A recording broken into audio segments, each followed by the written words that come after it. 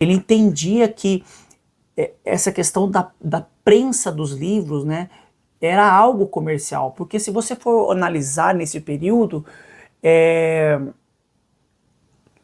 quem fazia esse trabalho de copiar livros eram os monges. Então você imagina, eram anos para escrever um livro, porque era feito tudo à mão. E ele acelerou esse processo.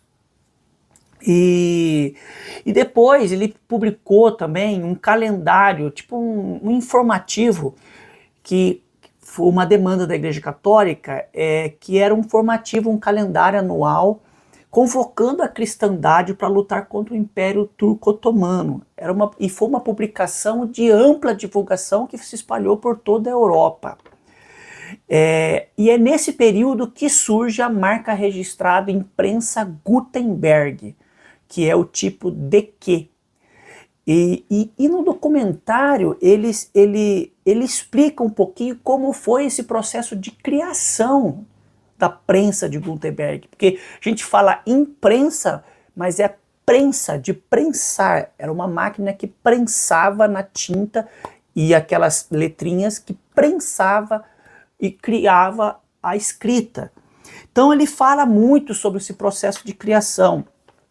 E é nesse contexto que surge a profissão do tipógrafo, que é o profissional que vai trabalhar com a prensa, com a publicação de livros, publicação de jornais.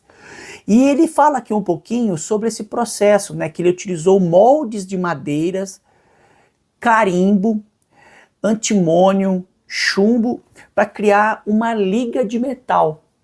E ele fez nesses moldes de madeira em torno de 300 letras e várias combinações. E utilizou isso na prensa de papel. Cara, se você assistir o documentário, você vai entender quão complexo foi fazer esse invento. É um troço maluco mesmo. E ele, com o tempo, foi aprimorando essas técnicas para edições de livros.